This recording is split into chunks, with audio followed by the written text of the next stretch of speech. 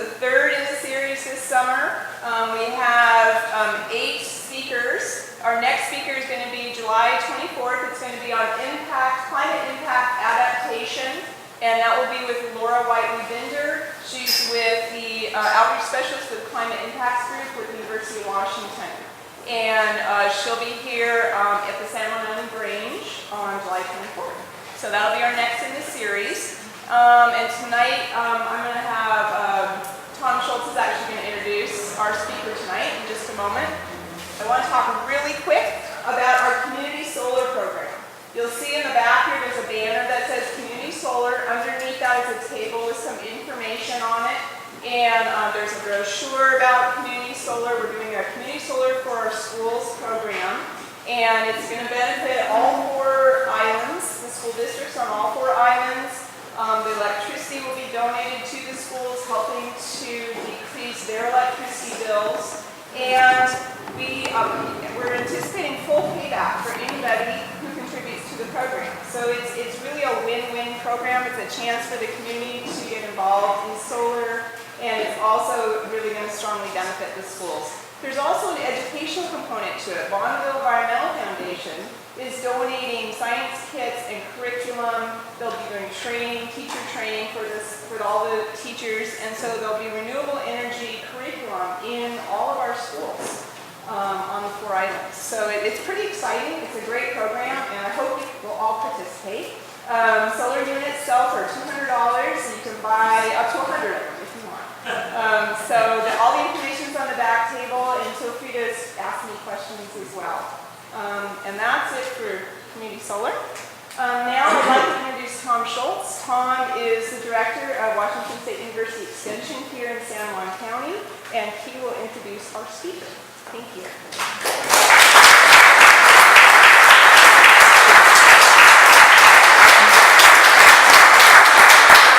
Hi, and welcome to our 3rd presentation in the Climate Change and Climate Impact series. It's really great to see this many people come out here on a night like this. I mean, summer doesn't get much better than this, and I know it's hard to be inside, so I really appreciate your interest in this. And obviously, this is an important subject, or you wouldn't be sitting here tonight. So I have the pleasure of introducing Chad Kruger tonight, and I want to talk a little bit about the Center for Sustaining Ag and Natural Resources that Chad's the director of. Chad's been the director since 2008 of the center. But the center actually got started in 1993. It was the same year that I started here in San Juan County with WSU. And that center has had a footprint on San Juan County a number of times, and it's going to have another little footprint this Saturday. We're going to do what's called a rapid market assessment at the farmers market here.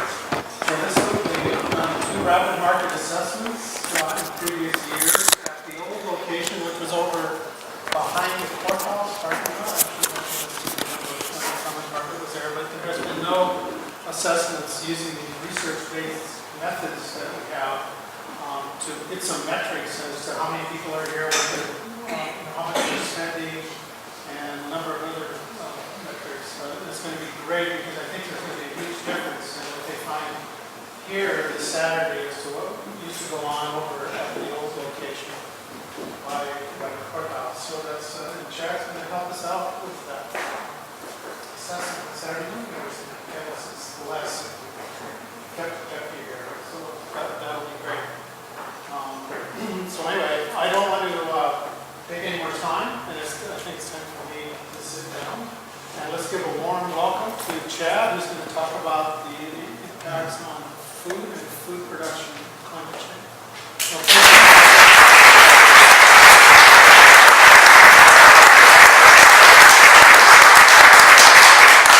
all right, thank you.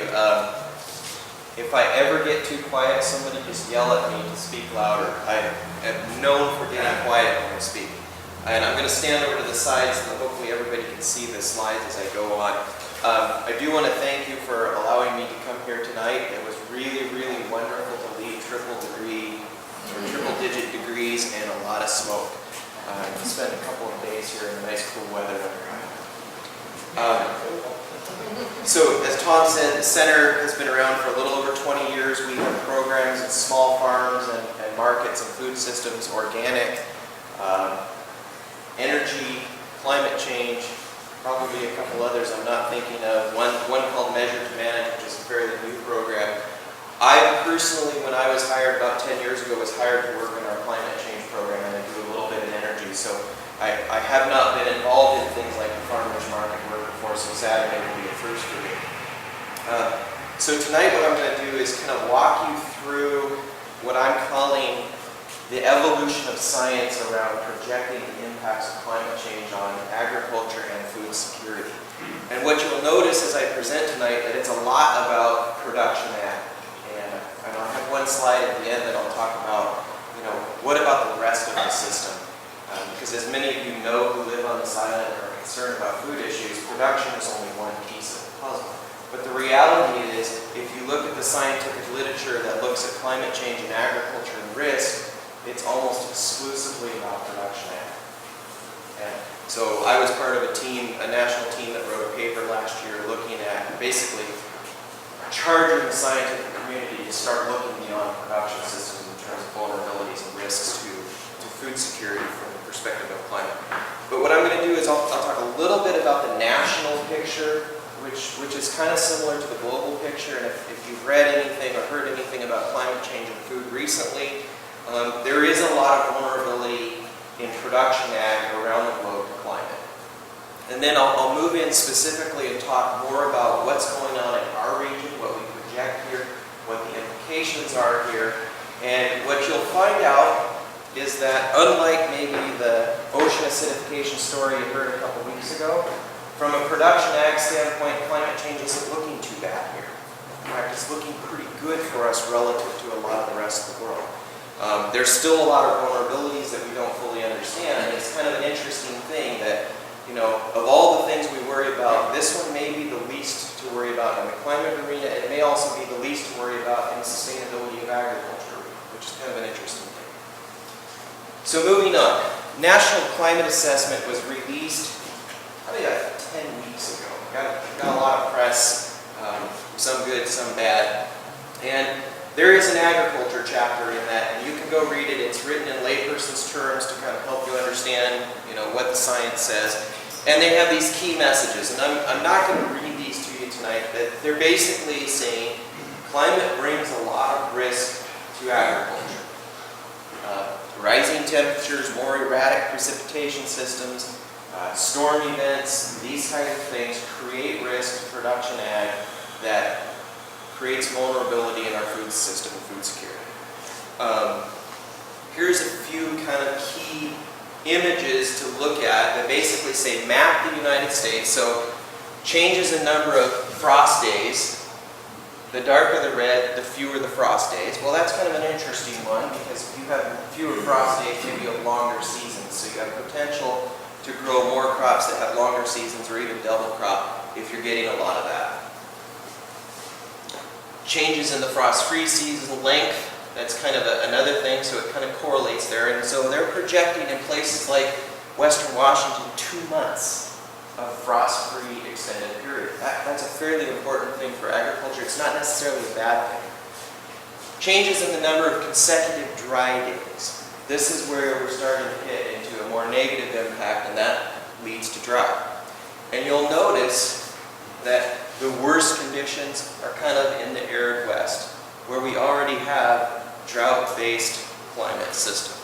So drought or moisture management is already kind of the number one criteria or the number one factor affecting our ability to produce on the West Coast. There's a reason that we irrigate so many acres on the West Coast. There's a reason that when you look inland on the, say, to the Palouse area of Washington, we grow dryland crops that are grains that can grow under drought conditions because that's the system that we have.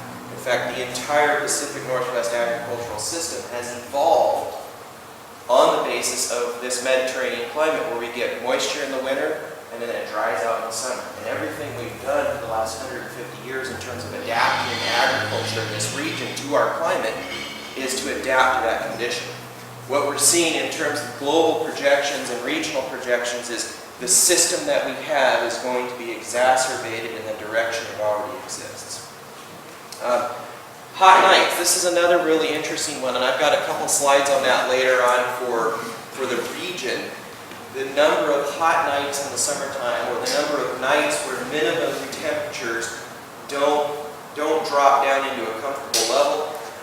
The South is really going to get hit hard. And here's an interesting thing from a food security standpoint. Over the last 30 years, the vast majority of dairy production in the country has moved from here, here, and here, to here, here, and here.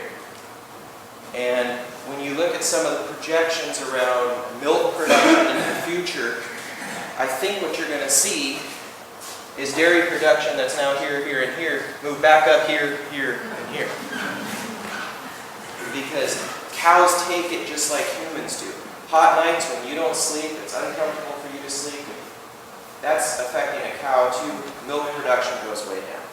So there's actually been a couple of studies that have looked at that and basically say, you know, milking cows or running a dairy farm in the heart of Texas or in Florida is probably not a real great idea in 10, 20 years. And then if you run it in the desert Southwest, not only are you going to get those hot nights affecting cow production or milk production, but you're also going to run out of water. Okay, so most of the research results I'm going to share with you tonight that come from our group or groups that I've worked with are really focused on this area right here. So if we're right up here, most of what our research has done is focused on central and eastern Washington, a little bit in northern Oregon and the coast. And the reason for that is the vast majority of what we've done has been funded under Columbia River-based studies or federal government USDA programs. And when you look at this region from the federal government's perspective and they say what's important in agriculture from a federal perspective, it's this area. So it's really hard for us on kind of a major national federal type issue to get funding to look at specific things that happen on the west side. And I say that, and at the flip side of it is, I actually speak more about our research results in Western Washington than I do in Central and Eastern Washington, because people over here are actually more interested. So it's kind of this strange deal. But so what I'm going to have to do tonight is kind of tell you what our results say and then try and interpret the story and what that might mean over here. Okay, so first, before we get into the climate change topic, I need to cover a little bit about the climate variability topic. And I don't know if anybody in the past talks has really hammered at this, but we have this thing called the El Nino Southern Oscillation. And that means some years are hot and dry, some years are cool and wet. And it goes back and forth. We're never in that pattern on either side of that for very long. It's never more than 2 years. So we don't get 10-year droughts like they get in the plain states. We tend to be somewhere in between and oscillating back and forth. Then we have this thing called neutral, in which, from one of your future speakers will talk about this, and that is, in a neutral El Nino, La Nina situation, we can't predict anything anyway. So we never know what's going to happen. One of the interesting things that I've heard from our Washington State climatologist is most of our really crazy weather years happen in the neutral cycle. So this last 18 months, kind of until about 2 or 3 months ago, we were in a neutral cycle. All the crazy things that were happening in that neutral cycle. Now we're into a serious El Nino. That's why it's so dry on the east side. That's why everything's burning up already, even though it's barely past the 4th of July. What does that variability mean from a production standpoint for agriculture? What it means is we have tremendous variability in production ag in this region because of climate variability. Now this is NAS statistics, National Ag Statistics Service. There are artifacts in this data that are not climate specific, so you can't just say this is a pure climate signal. But what it shows you is that, for most of our crops, 10% plus or minus from average is not uncommon. And some of our crops, 30% plus or minus is not uncommon. So we deal with a lot of variability in agriculture in the region anyway. I think this is a really important factor moving forward as we project what's going to happen in agriculture and our ability for farmers to actually adapt to some of the changes that will happen.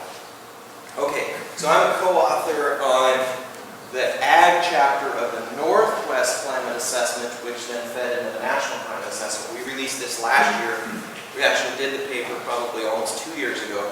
And what we did is, in the next two slides, and I'll kind of go through these quickly, we basically say we looked at everything that was published in the scientific literature that focused on the Pacific Northwest and an impact from climate.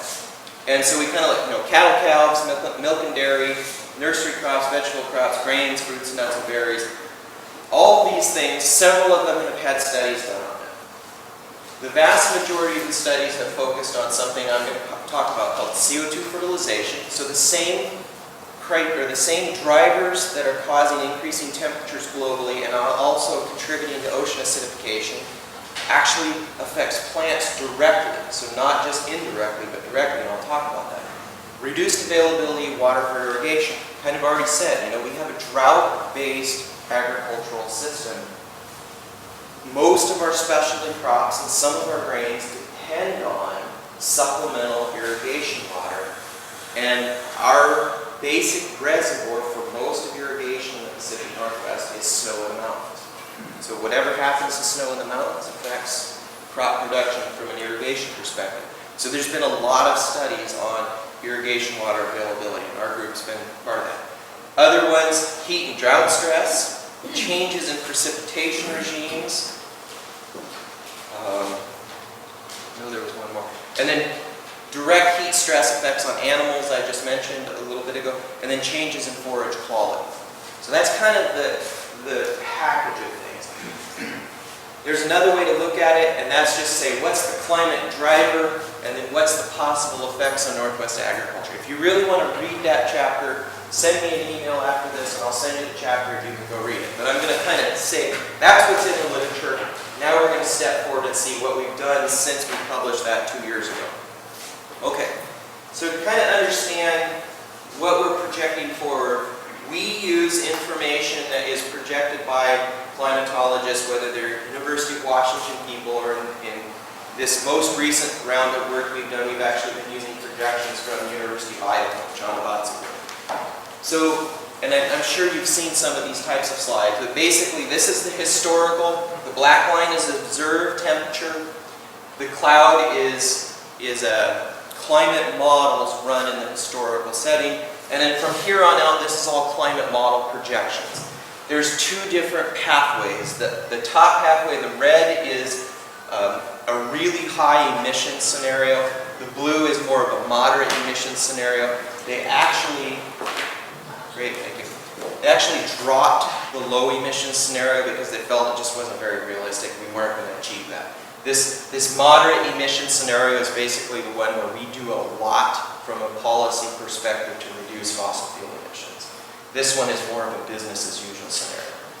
The other thing, and I'm going to flip to another slide that'll show you this in more detail, instead of just taking the average or one or two climate models and projections and pointing them out there, we've actually run an ensemble, or John's run an ensemble of 30 climate models across 2 scenarios to really give us the package of possible futures that would look like.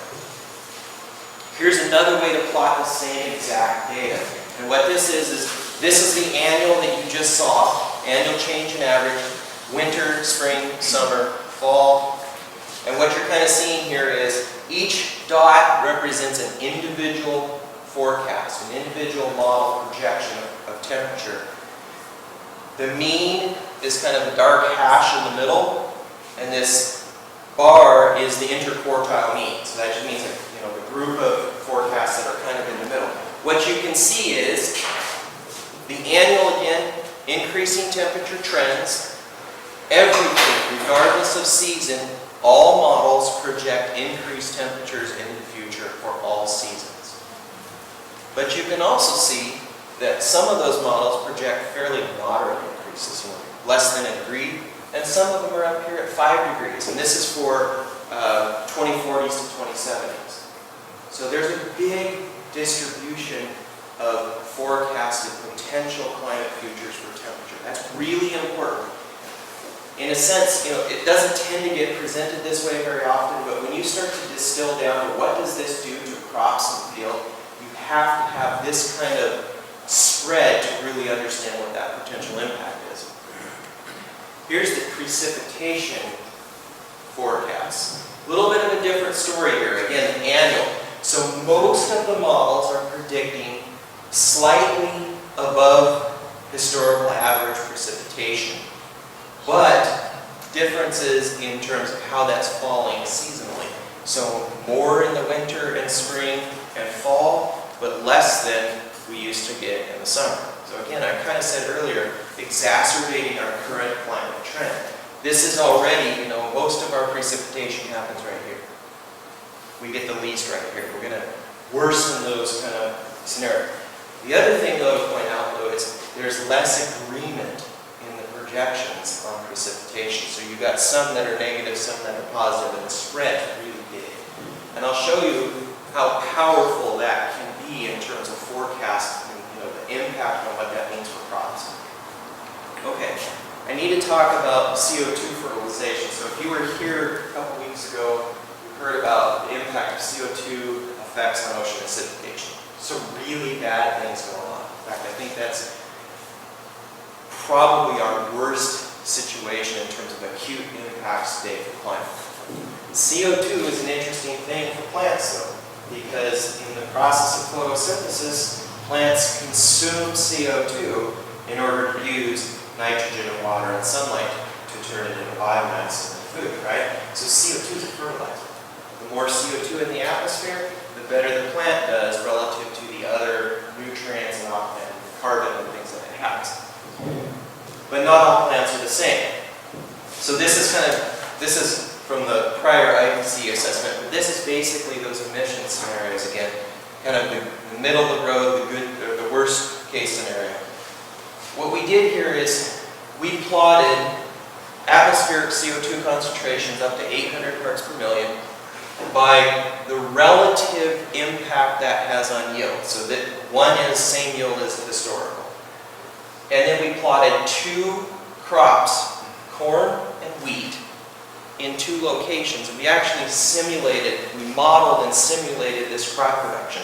And what you see here is corn doesn't get that much benefit from CO2, whereas wheat gets a huge benefit from CO2. And the reason for that is photosynthetic pathway. Corn is an evolutionarily advanced plant. It just does a better job of using CO2 and water to make carbohydrates. Whereas wheat and most of the other C3 crops are not as advanced, and the more CO2 you get, the better they use the water they have. So you get more output for the same input of water and nutrients. Most of the crops we grow in the Pacific Northwest are C3 crops. So this is going to come into play very big in most of our forecasts. Once we start thinking about what's the effect of increasing CO2, we're going to see a positive effect come into a lot of our crops.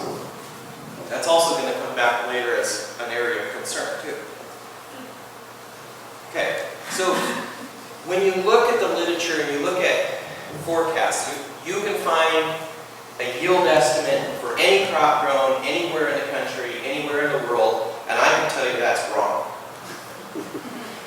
Because you have to know exactly what the scientist was doing when they set up their simulation to model that crop's production. And so I'm going to show you a couple of examples of this. So Cynthia Rosenzweig is probably the guru of crop modeling and climate in the world. She's very fantastic. She did a study in 1996, kind of a global study looking at some crops, in this case it's potatoes, and saying, by regions where these crops are grown, what's the likely impact of climate going to be? And then our group, the Stockwell paper, came back and did the same study with some different assumptions built into the simulation. And so I've got two sets of assumptions here. One where we didn't include that CO2 factor and one where we did include it. And so what you see is the blue bars are Cynthia's projections of potatoes in kind of a 2020s, 2040s, 2080s kind of look. And you can see that the further out we get, she's saying potato production could be cut by 1/3 because of climate change. Well, when we came back in, we did the same study, a little, 15 years has passed, we know a bit more, we did a better job, I think, of actually setting up the simulation to be more realistic. But we didn't include CO2. We got kind of a similar result from her, just not necessarily as bad. So we made a couple factor changes and said, still 20% loss of yield is not something to laugh about. That's a pretty serious concern. But then we added, what happens if we consider CO2? And you can basically see, it's less than 5% of an impact. That's nothing. That's well within what we deal with on an annual basis.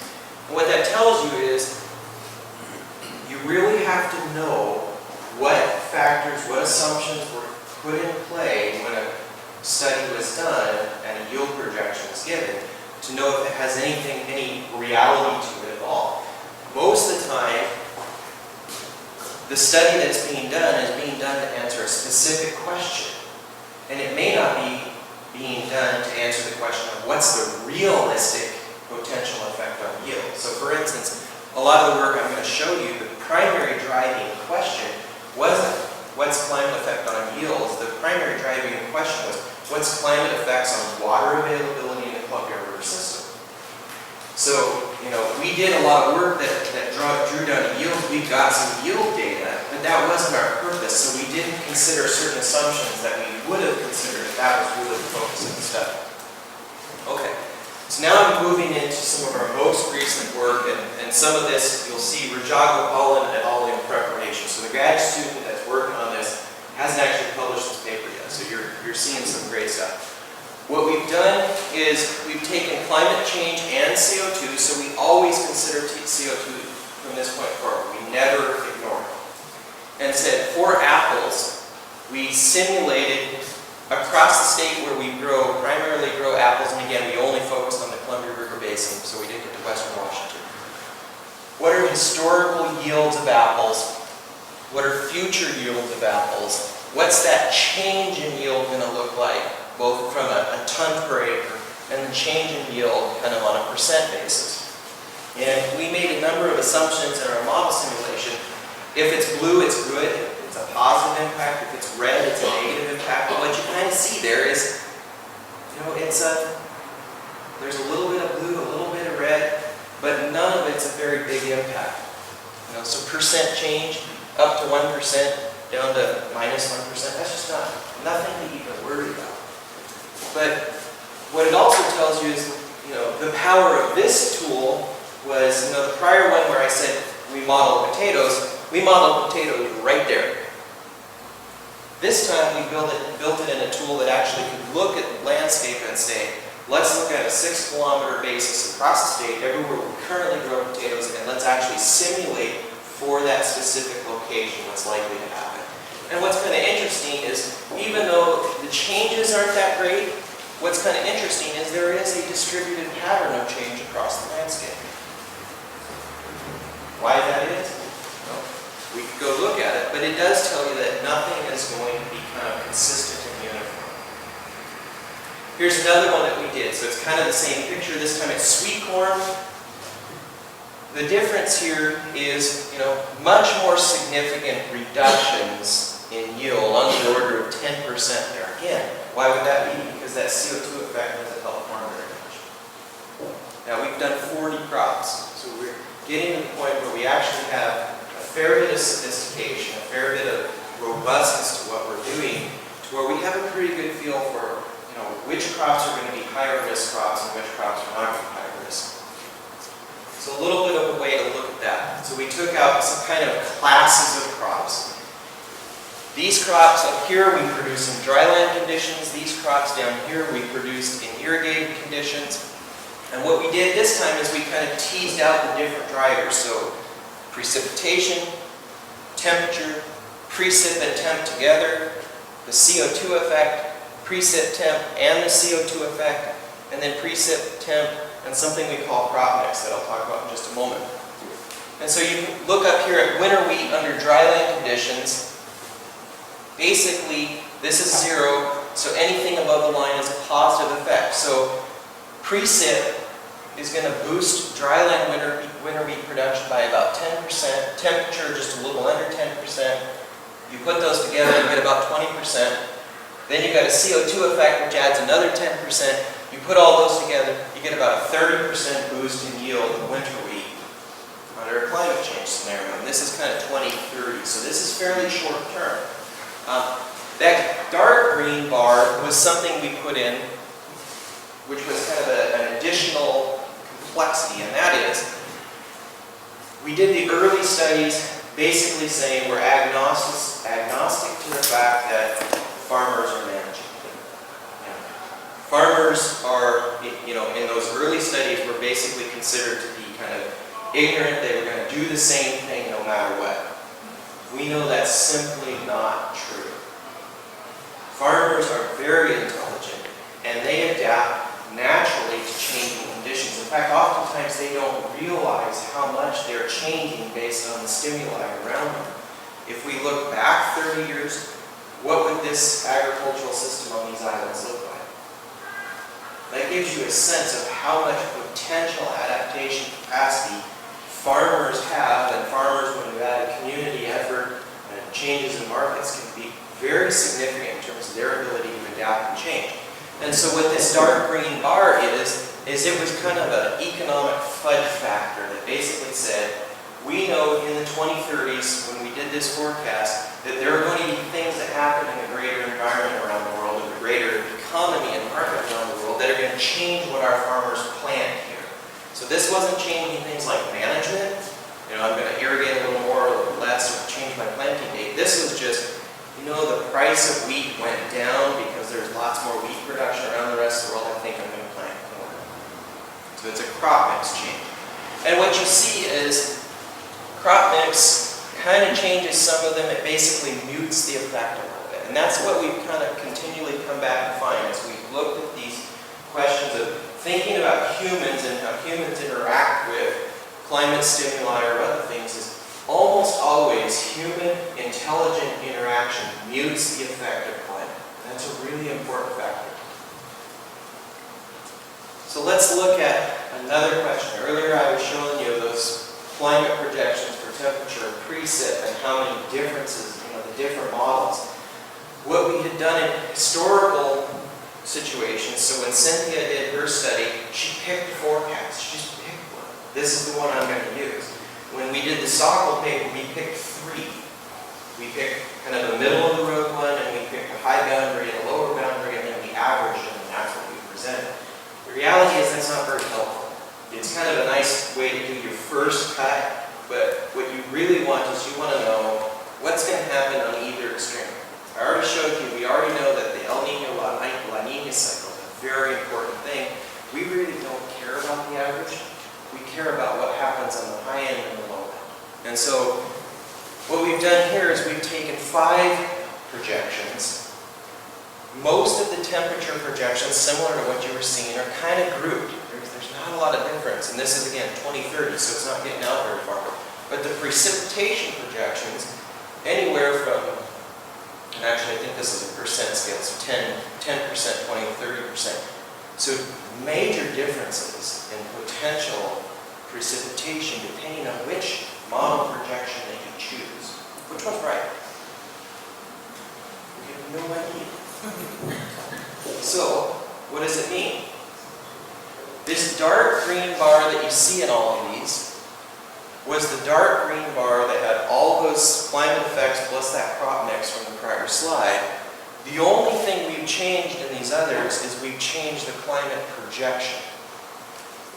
What's really interesting here, and it stands out really obvious, is when we irrigate, so when we add water artificially, there's very little effect from the climate projection. When we don't irrigate and it's a dryland crop and we're dependent on what falls out of the sky to grow that crop, the projection can be substantially altered. So everywhere from, wheat, only a 20% increase to wheat getting an 80% yield boost based on that difference of precipitation and projection. So what do we do with this? We can't guess. We simply don't know which one of these projections or forecasts is going to be right. So what we try to focus on is, instead of kind of trying to pick one and kind of arbitrarily say, well, our best judgment is it's going to be this one, is to actually start modeling and forecasting all the possibilities and start to see, you know, if you've got a full water budget and you don't have to worry about your water supply, this is probably not something to be concerned about. If you're up here, well, at least it's above the line. That's a really good thing. If it were below the line, you know, it would be significantly a problem. But, you know, because it's above the line, maybe you don't have to worry as much. We know there's also some other things that we can do agronomically, like we can change planting dates, we can shift from spring crops to fall crops. And this is actually a good example because spring wheat gets a little bit of a benefit from all of those different forecasts, whereas winter wheat gets the huge benefit. If you're a farmer, what are you going to do? To the extent that you can, you're going to shift away from the spring wheat towards the winter wheat. When we saw this, that actually raised a lot of questions because, you know, some of our cropping systems in eastern Washington have been developed, and for decades we've been trying to encourage more spring cropping complemented with conservation tillage to try and keep the soil on the hillside. So if we see this kind of incentive where, you know, you could get a 10% increase or you could get an average that's more like a 40% increase by shifting, you know, you're going to make a lot more money on this system.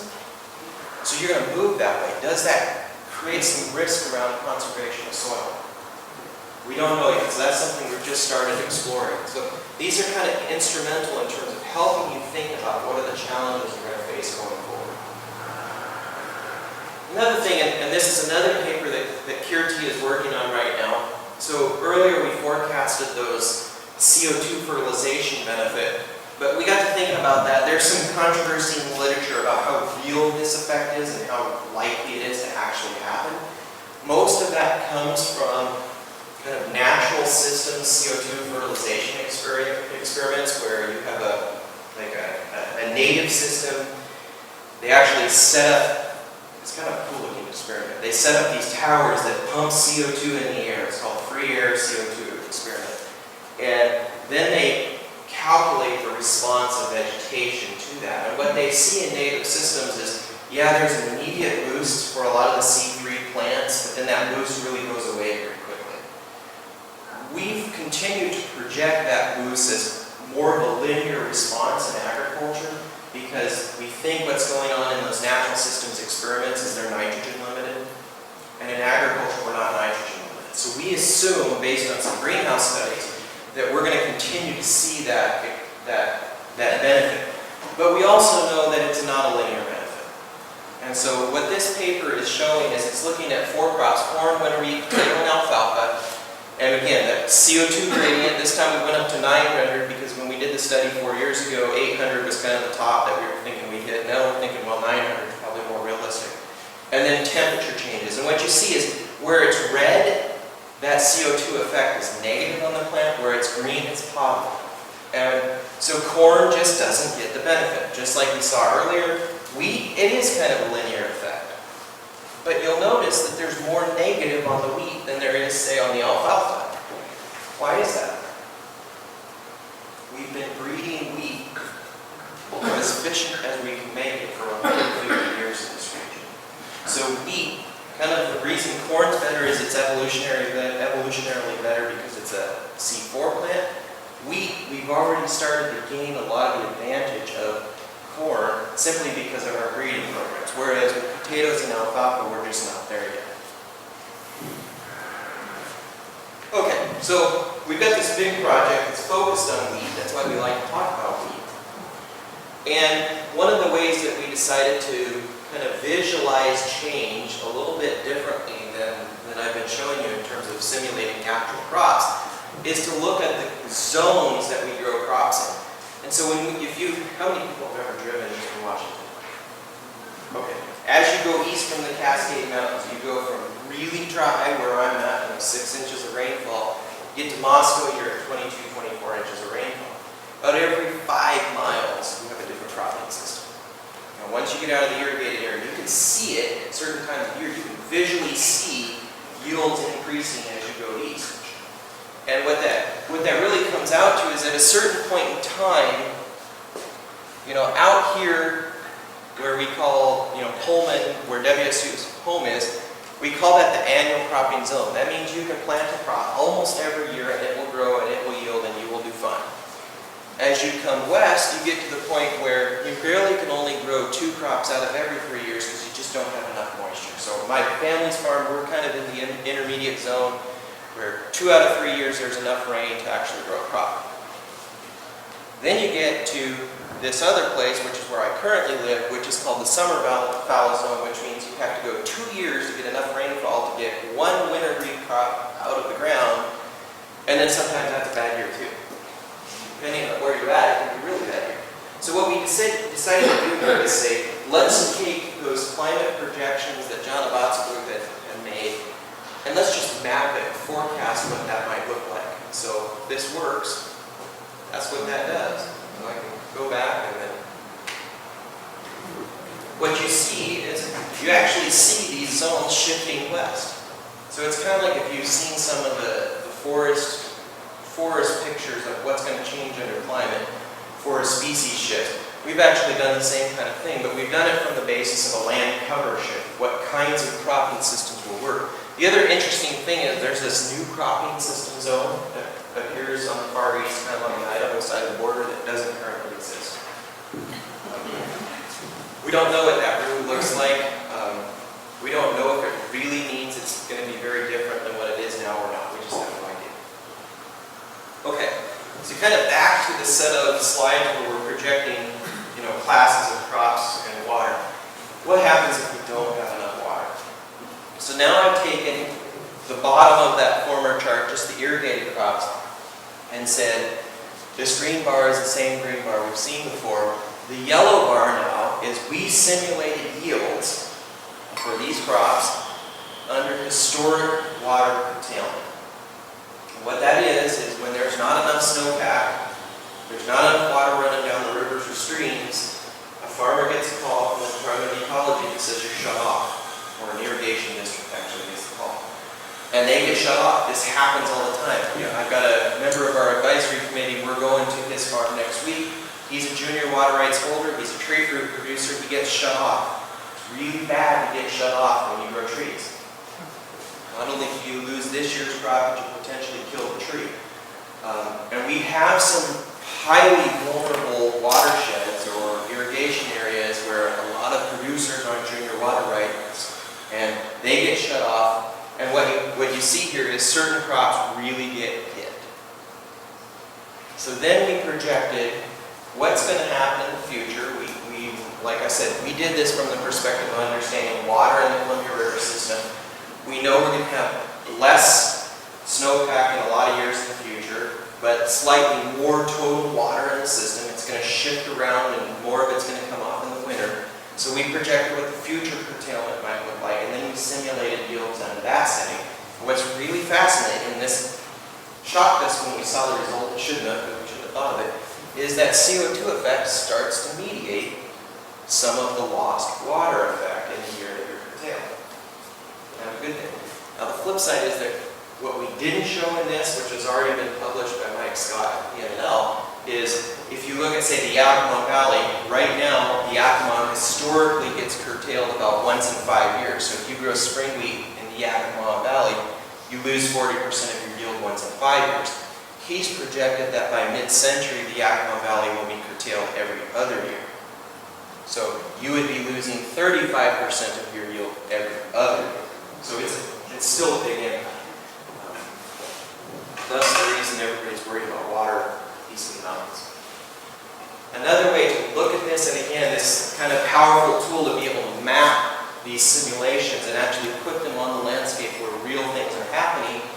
Future yield change due to curtailment, so this is the water impact. This is the climate impact for apples and potatoes. And you can see curtailment hits us much harder than climate, but curtailment is fairly localized where it tends to happen. So this is kind of helpful to us because it can tell us where do we really need to focus our efforts around trying to solve very acute water problems on farms. And there's lots of ways to do that. Not all of them are building big storage projects. Okay, So what do we not capture well in these projections that we've done? And this is kind of the step of where are we going next? What's the next round of science? So we've got a pretty good story where we know, for a lot of our crops, it's not that big of a deal that the climate's changing, at least in the intermediate. When we get out to the far end of the century, it starts to look a lot more dicey. We start to look like a lot of the rest of the country. If emissions go up much faster, or if we get some of those model projections that are on the high end, that might shrink our time frame. But we still think, even worst case scenario, by mid-century, we're still in a situation where adaptation can probably be done and can be fairly good shape. But there's some other things that we're not looking at, we haven't looked at. So one of those is extreme events and synoptic weather. When I-5 got flooded, a lot of people got real excited about the fact that the water was way over the highway. The reality is there were dairy cows all over the place that couldn't find dry ground. There were crop fields and a lot of things. We have farmers, particularly in western Washington, who get flooded annually, and some years it's getting really bad. This is becoming a really big issue, and it's a climate-driven issue, and it's a climate change-driven issue. UW has done a little bit of assessment of this. We haven't really kind of dug into it from the actual impacts on that. Complex seasonal impacts, so warmer, wetter springs, hot and humid summer nights. We capture some of this in our simulation, but not all of it. So this question of warmer, wetter spring, like I mentioned earlier, we have this picture that says the incentive to a lot of farmers in the Palouse might be to shift from spring crops to winter crops from a financial perspective. We've also got this other weird kind of anomalous climate thing going on that it's projecting that we're going to have warmer, wetter springs, and that means fields are muddier and softer when it's time to plant. So some of our projection work, we've actually said, let's shift the crop planting date forward a little bit earlier in the year to help kind of mediate the impacts of climate. But if you can't actually plant the crop because you can't get on the field, you can't plant the crop. Therefore, that's kind of another factor pushing more towards this shift from spring to winter crops, and possibly a real conservation issue. That might also be an issue that's a west side issue.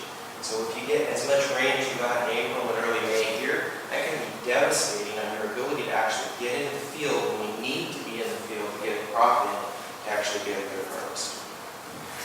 Incidence and severity of weeds, diseases, and pests. Insect pests. We've done a little bit of this, and I'll show you a couple slides that talk about that. But what we haven't done yet is integrated our very simple studies on weeds, diseases, and pests into yield models. Very difficult to do. We're trying to do it on a couple. I'll wait to see if we succeed. Technological advances. We just haven't really touched this. A little bit of that crop mix idea was some changing technology. But the reality is we do need to consider changes in technology, and that could be everything from better genetics to organic practices. We get better, we learn more, we make improvements. Those tend to help yield, they tend to help mediate negative effects that come from climate. We just haven't touched that, which is kind of silly if you think, let's backcast 40, 50 years in history and say, we're going to produce the same way we do or what we did then. Now, nobody would do that. Well, we've been doing that in terms of forecasting, so that's something we've got to change. Changing global markets, and this is probably a really big one for us, is we are not, other than apples, from the perspective of what we produce in this region, we're a very diverse production region. We produce a lot of wheat, but on the global market, we don't produce very much relative to the global market. However, we have seen forecasts, kind of regional forecasts of various crops that we do grow that are important here, and a lot of other places looking really bad. So what does that mean for our region? Well, in some ways, it might be good news for our region in terms of better markets, improving demand for crops that we produce, but we really haven't looked at that very closely.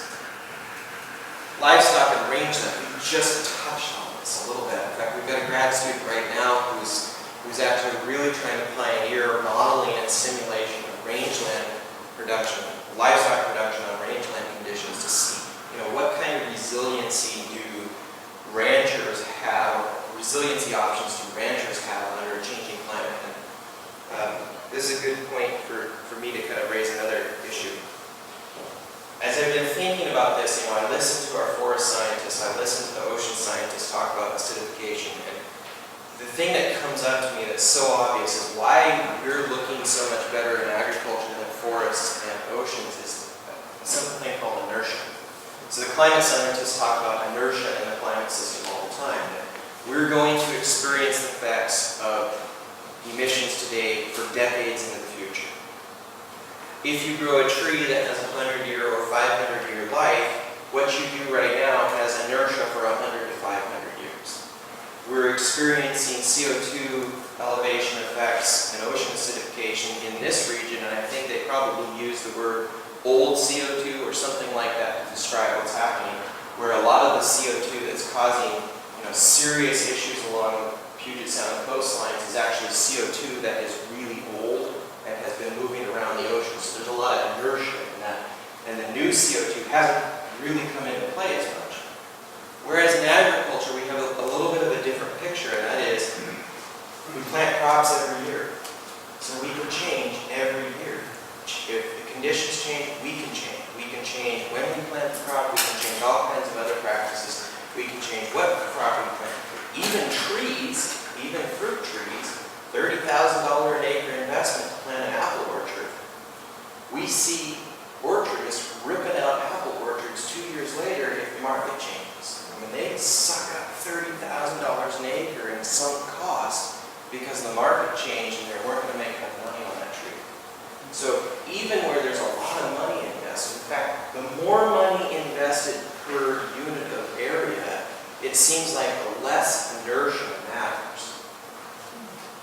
Because you can respond by throwing more money and more management at it. It may hurt you, it may create additional costs and that kind of thing, but you just have more tools.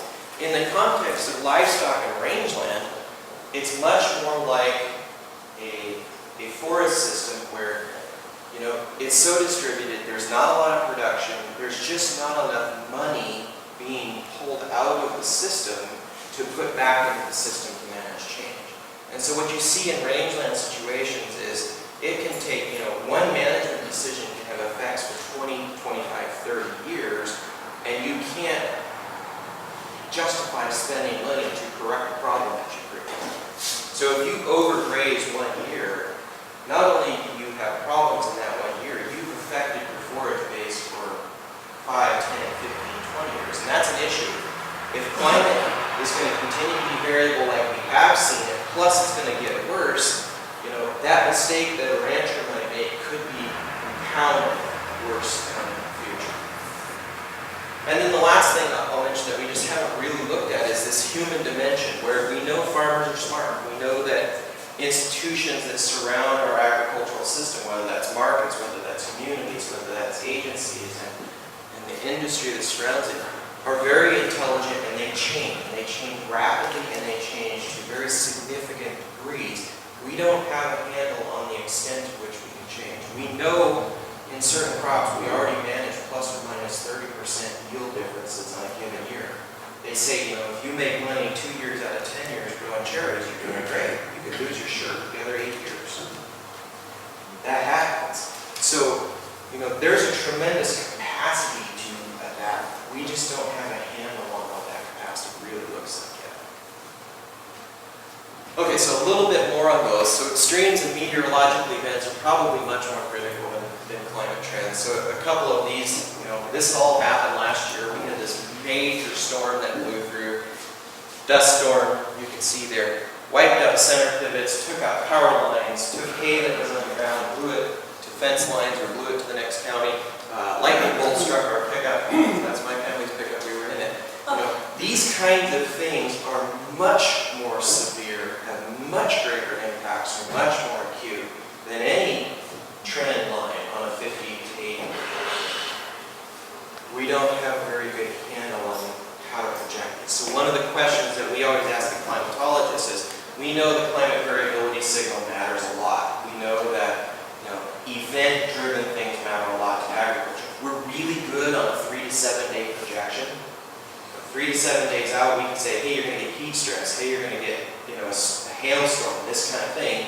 And in a lot of cases, we can do things about that.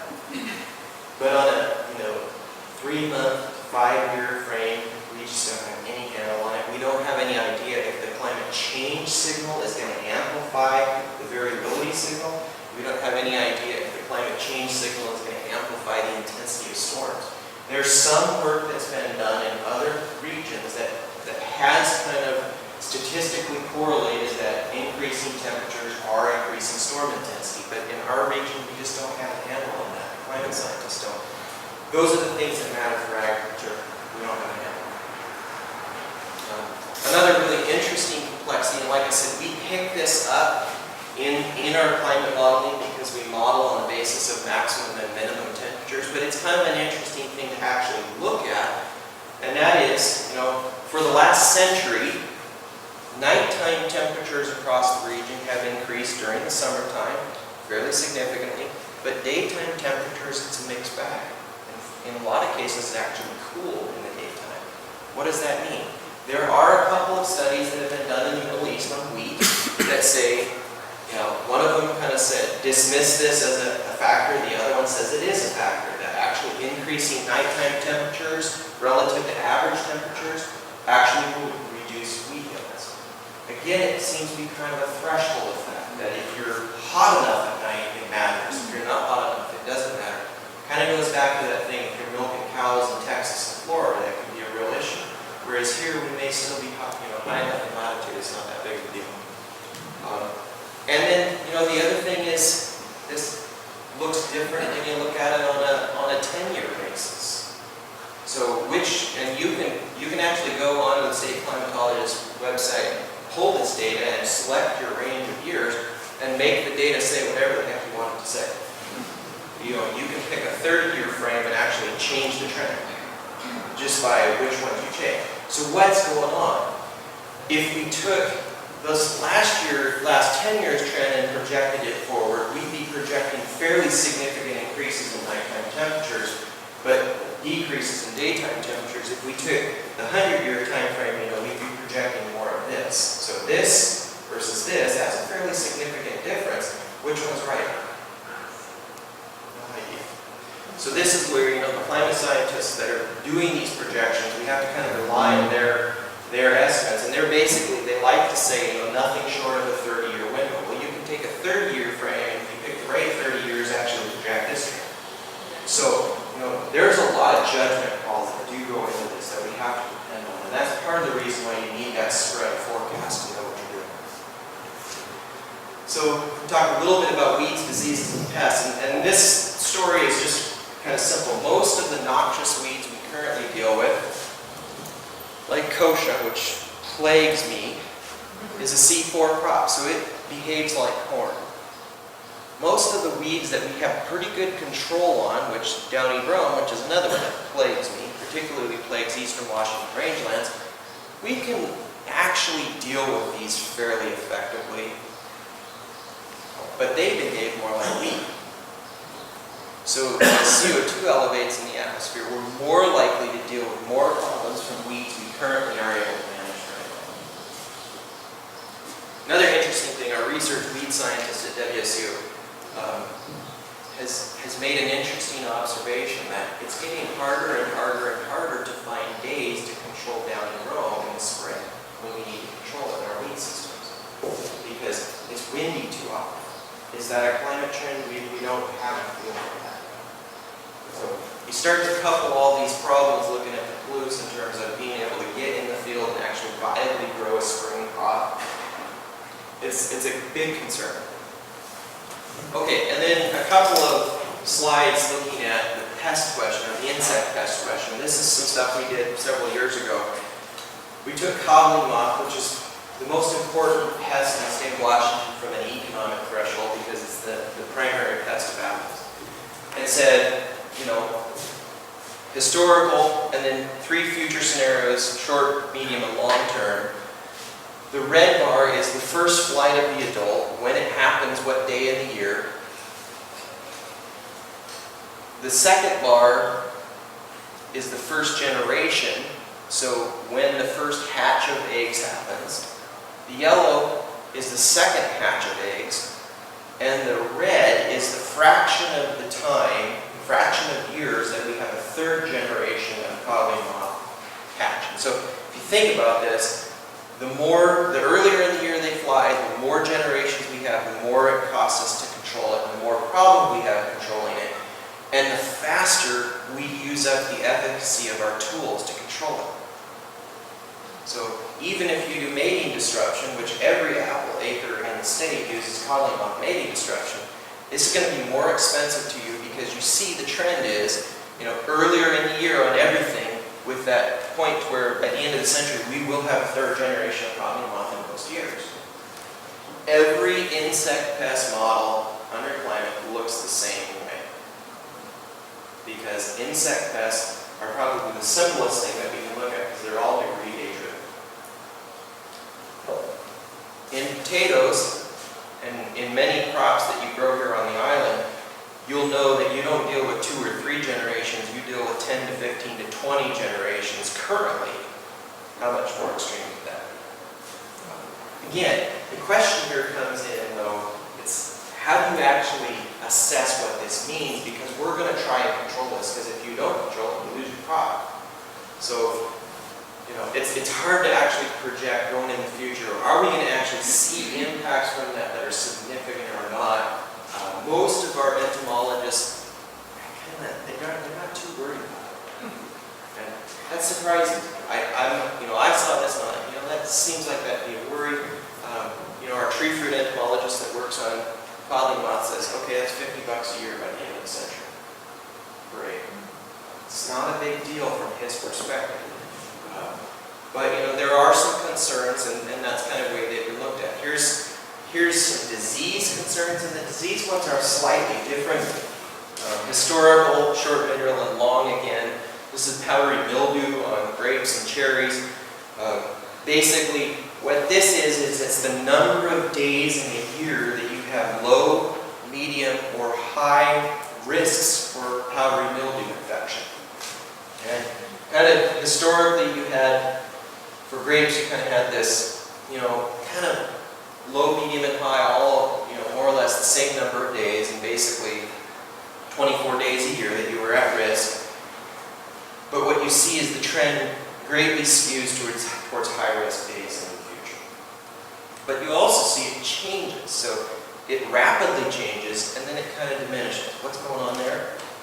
Well, what we know is that a lot of these diseases are highly sensitive to very specific temperature and humidity conditions. And so sometimes, when it gets too hot,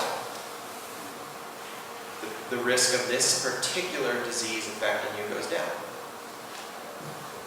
Kind of similar story, it actually looks quite a bit worse for cherries. The other thing that you need to consider in terms of diseases and insect pests is not so much the ones we have now, but the ones that we will have that we don't have. So, spotted wing drosophila, you guys deal with that here on the island at all? Oh, yeah. Okay, good. It's very hard to actually pinpoint and say climate is the driver of the shift in pests or diseases. There's been a couple of insect pests where this has actually been pointed to, and they say, yes, we know that changes in climate actually cause the shift. But for the most part, it's a very complex set of issues. But one of the things that I've often told people is when you think about Pacific Northwest agriculture in a context of climate change, by the end of the century, we're probably going to look like Central Valley of California. That's a good thing from the perspective of, hey, they grow citrus there. But they also deal with a lot more insect pests and diseases there that we don't have here. So, we're going to kind of get their benefits, we're going to kind of get their problems. Okay, a couple more minutes on this, and then we'll go to questions. This thing that I mentioned that we just don't have a handle on is the ability of producers to actually affect change on their own in response to stimuli. And what we've done is we've submitted a proposal, and we're kind of reworking it right now, basically looking at this question of water. We know water and irrigation is our single biggest clear acute vulnerability in several places in the state. We also know that we don't use it very efficiently. And the reason we don't use it very efficiently is because we have Western water law, which dictates that we shouldn't use it efficiently. And bad. It is what it is. A lot of people are, have focused on let's change the law, but the reality is we could make it work within the current constraints of the law by helping markets evolve that could actually move water around and benefit everybody. And at the right price, with the right legal structures, water can move. And if you're a junior water right holder who's going to get cut off, and if you grow apple trees and you're going to get cut off and lose your yield and probably lose your tree, water is more valuable to you than if you're a spring wheat grower who uses irrigation water. So if the spring wheat grower uses irrigation water, can move water to the apple grower and get compensated for that, everybody's going to be better off. And there's tremendous capacity to actually do this. We know we could actually reduce water use in terms of what we currently apply very significantly, on the order of 10, 20, 30, 40% in certain crops without actually affecting our yields. Each crop is different, and we don't have a good handle yet on, in our region, how well we can do this in specific locations in our region. So that was what this study, what we proposed, is really to look at, is basically say, across the region, what could we do that might actually free up water to flow towards more valuable uses? And markets are developing. The other thing is, long-term investments in sustainability can actually be very, very, very meaningful in terms of resiliency and adapting to climate change. And so here's a couple examples. Two of my favorite farmers from Eastern Washington. One of them is Dale Geese down at the bottom, and the other one is Jim Baird up there. Jim's an organic farmer, Dale is not an organic farmer, but they've both been around for a long time. They're both very concerned about sustainability and very concerned about their soil, and have been for a long time. Both of these guys have made different types of investments in improving soil quality. Dale grows this mustard green manure system. Jim used a grass that he basically planted a potato field to this grass, left it there for a few years, grazed it off with sheep, and you can see, he just completely changed the soil system. On Dale's system, after 15 years of it using this mustard system, he'd actually doubled his organic matter. What does that mean? Well, that's kind of cool. We talk about carbon sequestration and carbon footprints. The value of that carbon is probably somewhere between $50 and $100 per acre from a carbon crediting standpoint. But what Dale has found, and they've measured this, and we've got some instruments on his farm right now trying to actually expand the measurement, is these really hot days in the summer, like right now, when it's over 100 degrees in the basin, as advanced as the center pivot irrigation technology is, it cannot deliver water fast enough. And so you have these days where it just gets flat out too hot, and we evaporate or transpire more water than the center pivot can actually deliver. And what happens is the soil dries out. And if you're a potato grower and your soil dries out, you've got yield problems, you've got quality problems. If it happens at the wrong time, it can cost you $500,000, $1,500 a year. It doesn't happen yet. Because that doubling of his organic matter from very, very, very little amount to just a little bit more than a very, very little amount increases his water holding capacity by 30%. He weathers almost every one of these hot extreme spells of 3 to 5 days. He's also consistently one of the highest yielding potato producers in the state. They kind of go together. Another one, and this was a really cool study that was done on the conservation farm in Pullman. If you've driven through the Palouse, you'll see this at different times of year, that what happens is, in the Palouse, you follow the water in the field to see where your yield's going to be. Well, and one of the reasons that you follow the water in the field is in the wintertime when the snow falls, depending on what you've done in management in that field, snow moves. So it moves from these tops down into these bottoms if you don't have residues left of conservation tillage to keep the residues in the field. And what we did is Dave Huggins sent his team out in the middle of winter just after a nice big snowstorm that was followed by a wind event, and they said, let's go measure our snow water equivalents across the field and then figure out what that means. So they did it on a tilled field and they did it on a no-till field, and what you don't till and you leave the residues there and you let the snow hit, the snow doesn't move. And then the water melts down into the soil right there. It stays where it falls. And depending on where you're in the field, anywhere from 3 to 13 bushel increase in production. If you're getting 60 to 70 bushels per acre, that's pretty good. That's 10% increase on average. So this is kind of a very meaningful thing again that, we've actually calculated carbon values from a carbon credit there. Again, it's just dollars per acre. And yet, 5 bushels per acre at $6 is $30 a year. So kind of orders of magnitude more value to do conservation and sustainability management than the carbon is worth. And I think what we're seeing right now across the state, farmers are interested in soil quality at a level none of us have ever seen. And it doesn't matter what type of farmer it is, it doesn't matter if they're organic, conventional, it doesn't matter if they're tree fruit, wheat, small fresh market vegetables. Farmers are interested in organic matter and soil quality right now like we've never seen. They're spending money. I mean, we're seeing compost being dumped on eastern and central Washington fields at rates that are just remarkable. And they really don't know if that's going to benefit them or not. But they're doing it because they know that this soil quality thing actually really does mean something. Okay, I think this is the last slide. So, like I said earlier, there might be more. Most of the work that we've done, most of the work that's been done nationally, most of the work that's been done globally has focused on production issues. The reality is food security has very little to do with production. So anybody ever heard of the Amartya Sen? Okay.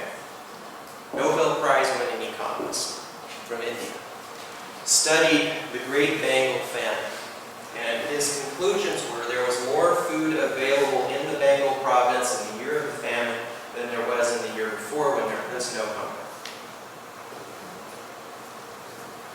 His conclusion, or his results basically said that the set of incentives between producers and consumers were screwed up in the year of the famine, and it was more valuable to producers who had food to ship food out of the province to another province than it was to sell it to the person next door.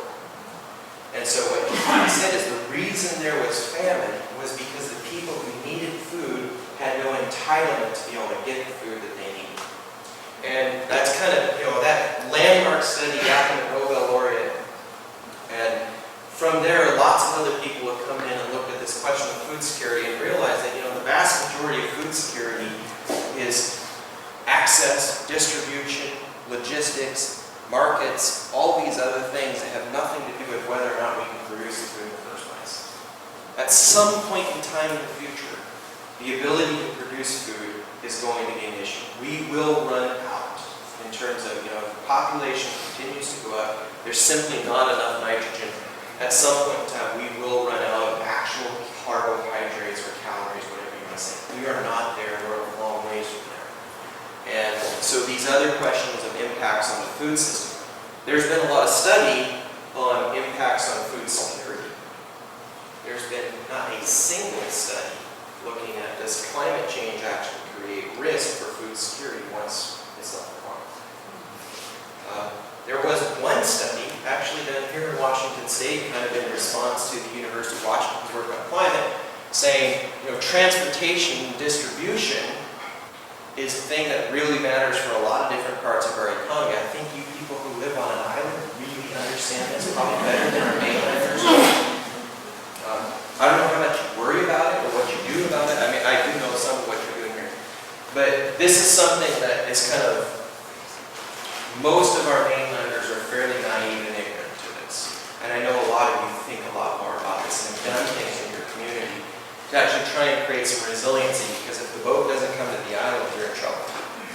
So DOT actually did a study and said, where are our vulnerabilities in our transportation system that are climate-driven vulnerabilities? So not necessarily bridges falling in the sky because the bridge is old, but things where the climate could actually impact us. This is the only study of its kind in the country that we can find. Obviously, this has a lot to do with food, because if we can't ship food down the highways, we're in a lot of trouble in this state. We just don't have the rail infrastructure. The other interesting thing though here is, for the most part, we think that the state of Washington is relatively, and I say that, relatively elastic to climate from the perspective of transportation problems and moving food. There are other places that are probably much more, a hurricane hits the East Coast, wiping them out for quite a while. Most of the time when we have a climate-driven impact on our distribution system here, we go around, or within a couple of days it's open. So the Skagit River Bridge, I mean, that was a big deal, but it really didn't slow anything down. Now, a major kind of regional storm impact that might wipe out several things could be a bigger deal, but still, we're fairly quick to actually recover from those in this region, at least we historically have. Okay, so acknowledgements. All this work, there's large teams, there's probably more than 60 scientists who've been involved in this at various units of our